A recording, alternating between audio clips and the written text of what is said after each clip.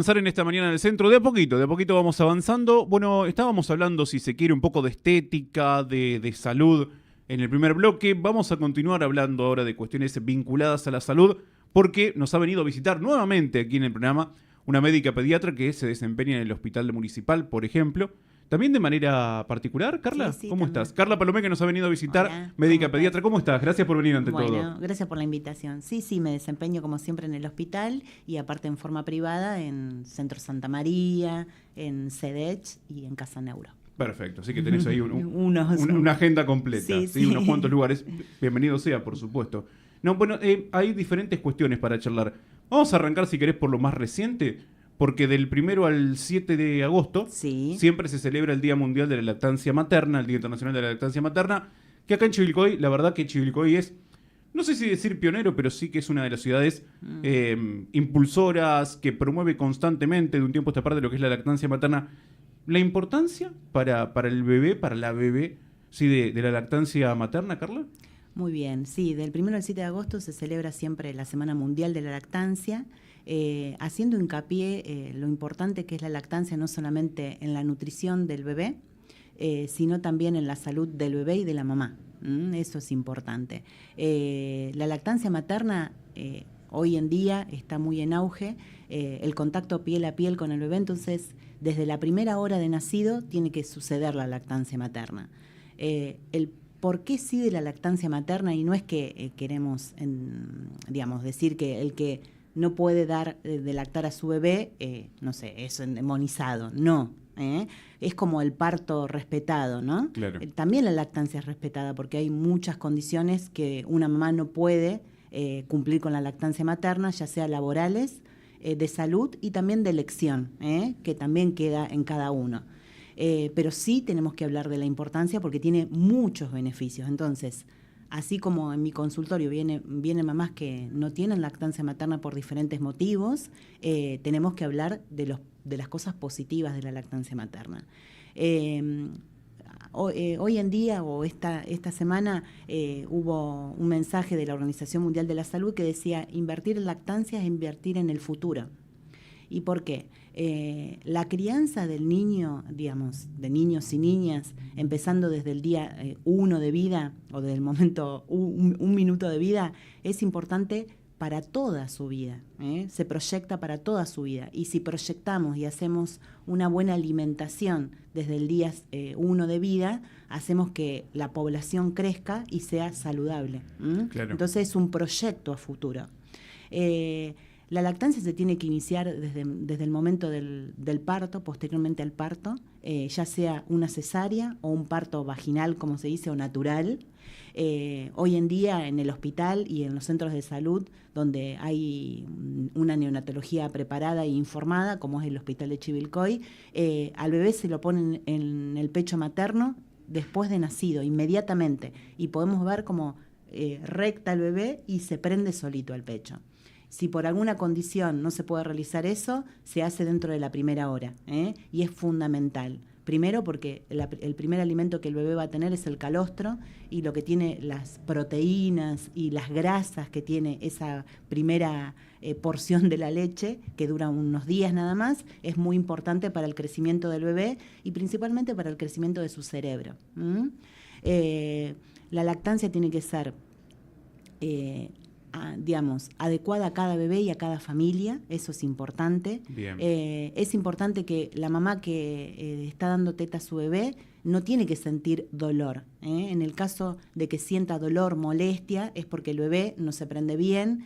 Principalmente en las primerizas, cuando tenés tu primer bebé, es muy difícil empezar a lactar porque uno no tiene la experiencia. Claro, sí. Por eso también hay muchos profesionales que se dedican a orientar a la familia, a la mamá y a la familia, con respecto a la lactancia, y eso hay que tenerlo en cuenta. ¿Por qué es importante la teta? Porque tiene cosas que ninguna leches maternizadas, puede suplantar la leche humana. Primero, está la temperatura ideal, no tengo que calentar nada. Claro.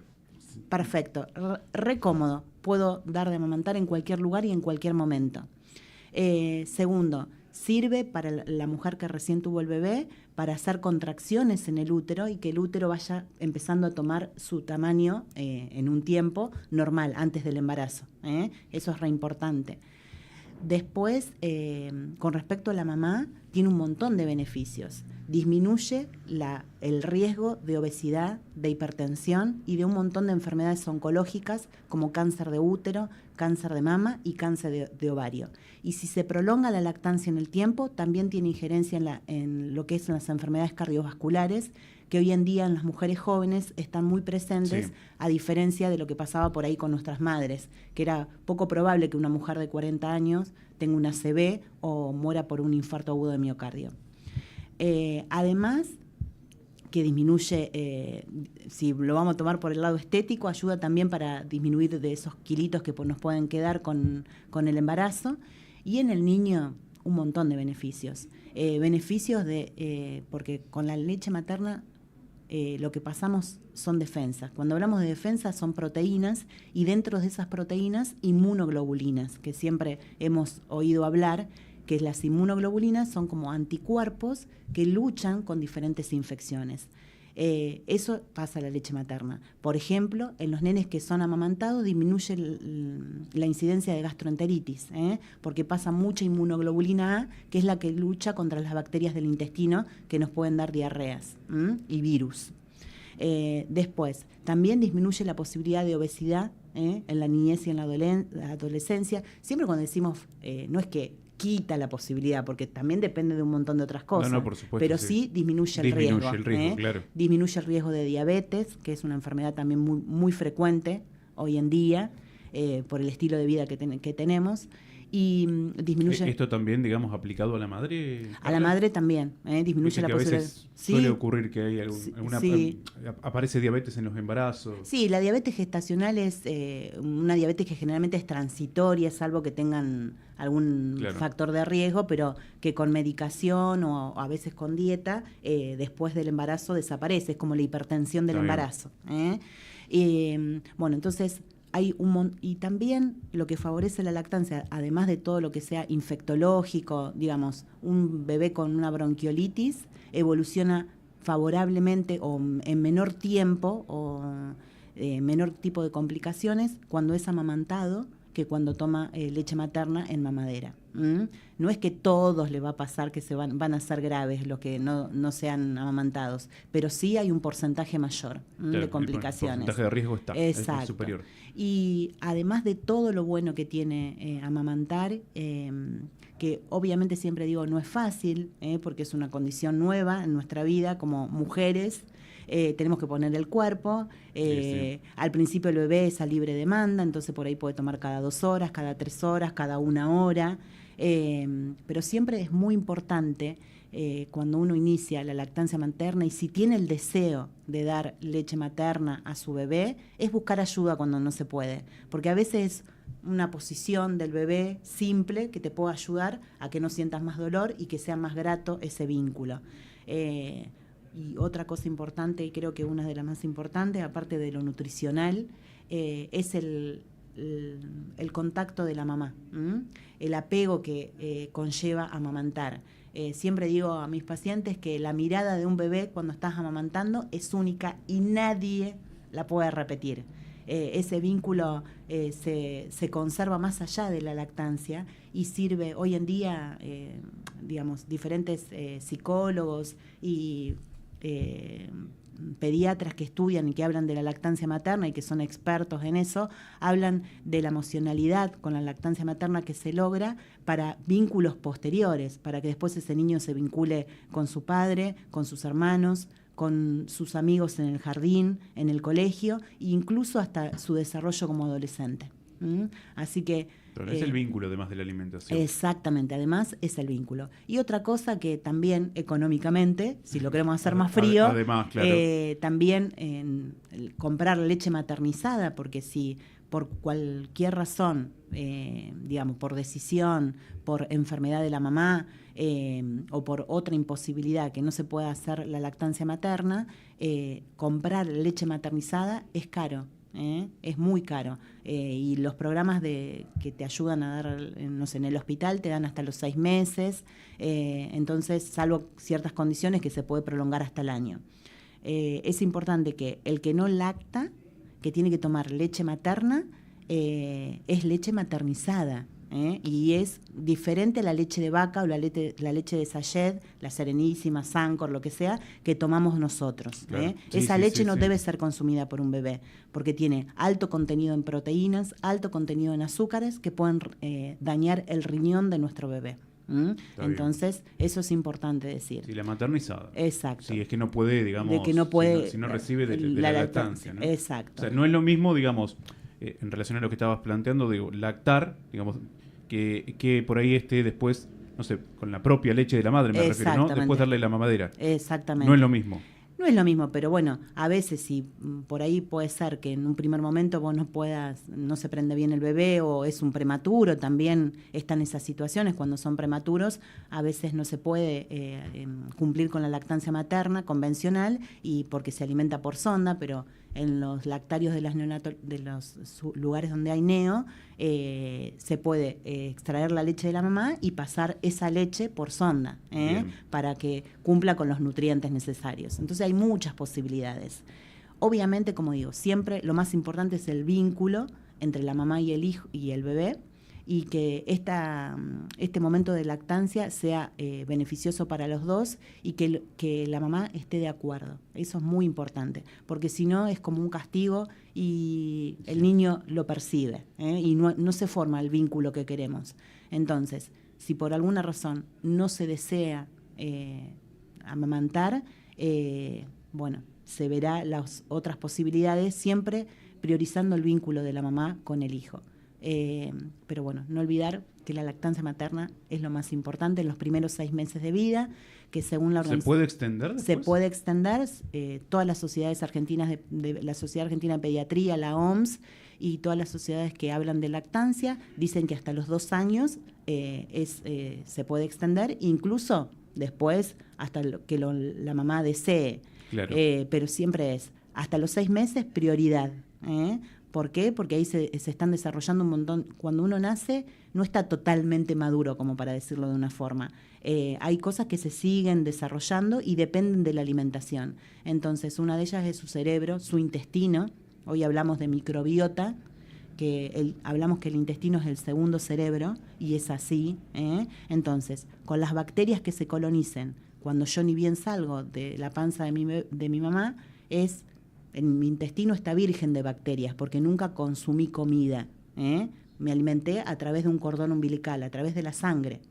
Entonces, cuando salgo al aire ambiente y respiro y me empiezo a alimentar, coloniza mi intestino bacterias, y esas bacterias son las que me van a dar diferentes, me van a proteger para diferentes cosas.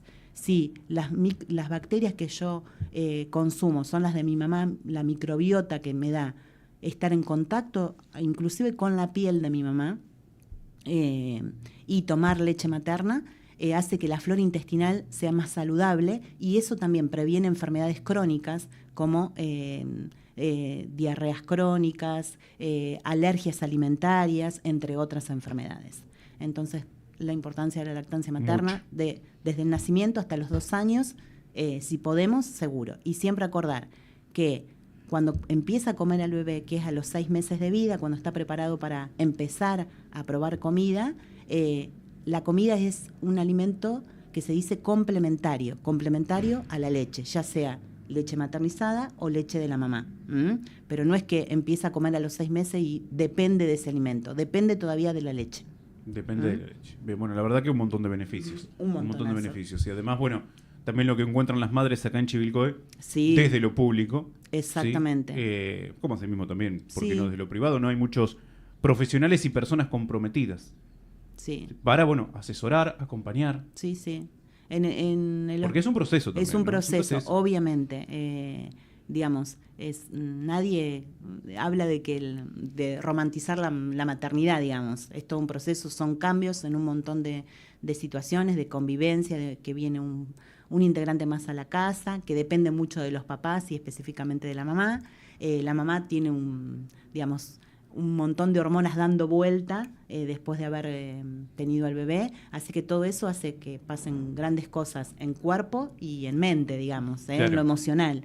En el hospital hay un servicio de lactancia, que lo maneja la neonatología y también maternidad, así que en cualquier ocasión que necesiten consejo, pueden acudir al hospital, que lo van a encontrar. Y además las enfermeras de neonatología, que son las que están con el bebé desde el minuto cero, también tienen mucha experiencia en lactancia y pueden ayudar en cómo posicionar al bebé, cuánto tiene que comer, cuánto no, y las preguntas que surgen a las mamás.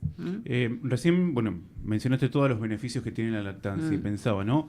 Esto también, digamos, viene a colación que siempre, digamos, se pone a los niños, niñas dentro de la población vulnerable en cuanto a enfermedades. ¿Pasa por ahí para fortalecerlos en ese aspecto? Exactamente, sí. La lactancia materna... Viste que siempre te hablan de adultos mayores y de niños. Digamos, la lactancia materna siempre favorece a los niños porque, como dijimos, administra anticuerpos que lo que hacen es como en las vacunas. Uno se vacuna, pero no es que no va a tener la enfermedad, sino lo que hace es que no tenga una enfermedad grave. Bueno, esto es lo mismo. La lactancia materna hace que si el niño, por ejemplo, presenta una diarrea o un cuadro de bronquiolitis, tenga mayores posibilidades de resolverlo prontamente y sin complicaciones. Bien. Carla, ¿y cómo viene nuestra temporada de otoño-invierno? No, estamos hablando de los pacientes pediátricos, ¿no? Vamos a aclararle a la gente porque si no, que va a hablar, no le voy a preguntar de moda, ¿no? Claro, pero digo, ¿cómo viene la campaña otoño-invierno de los pacientes pediátricos? ¿O es más primavera-verano? ¿Dónde aparecen un poco más? No, en realidad siempre de mayo a septiembre son la prevalencia de infecciones respiratorias, también gastrointestinales, porque hay algunos virus que producen cuadros respiratorios y también cuadros gastrointestinales, pero específicamente es la época de las bronquiolitis, que son tan conocidas, ¿no? Sí. Las bronquiolitis es una inflamación del pulmoncito del bebé que generalmente se presenta hasta los 2 años de vida como bronquiolitis. Es producida por virus, por muchos virus, pero principalmente por uno que es el virus sincitial respiratorio, que es el más frecuente y generalmente el que produce mayor complicaciones. Este año tuvimos una olita ahí en junio, más o menos, junio-julio, con varias internaciones. Algunos pacientes, no tuvimos, salvo un paciente, creo, en el hospital, por lo menos en la parte pediátrica, que tuvo que ser derivado porque necesitó asistencia respiratoria mecánica, pero todos los demás fueron bien manejados en el hospital por el servicio de pediatría, porque contamos con un sistema de oxígeno que se llama CAFO, que es de alto flujo se llama, y que eso es el paso previo. Si eso no funciona, puede ir al respirador.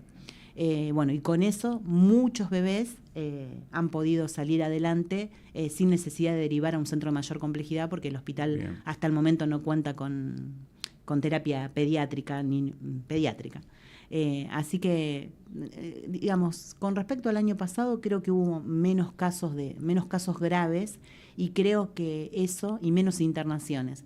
Creo que eso está dado porque a partir del año pasado, creo que febrero, se empezó a dar la vacuna contra el virus sincitial respiratorio, que se las da a las mamás embarazadas. Sí. Y eso lo que hace es formar anticuerpos que después la mamá durante el embarazo le pasa al bebé. Entonces, puede tener la enfermedad, pero hemos visto que tienen menor cantidad de complicaciones, menor días de duración y menor necesidad de internación. Si hacemos una estadística así, digamos, casera, por lo que vemos. Perciben, claro. Pero sí hemos tenido por ahí más pacientes grandes, asmáticos, que han tenido cuadros más graves este año. Eso es lo que hemos visto, más internación, incluso con necesidad de asistencia respiratoria mecánica. No sé si eso tiene que ver con, digamos, un paciente asmático lleva mucho tiempo de tratamiento y mucha concientización en la familia y en el niño. Son tratamientos prolongados, crónicos, que no son difíciles de adquirir, que está la posibilidad de adquirirlos, pero son difíciles de cumplir. Claro.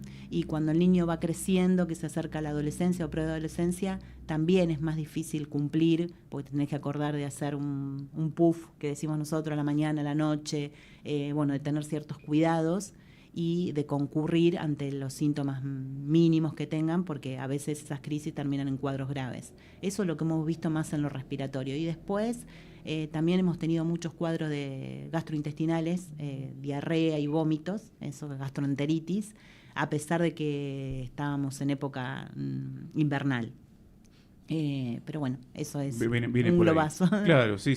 Bueno, te hago una consulta más. Sí. Y tiene que ver un poco por un mensaje que ustedes venían brindando este año, el año pasado, que tiene que ver con la utilización de las guardias. Se viene cumpliendo, se viene tomando concientización, hay que seguir machacando con el mensaje.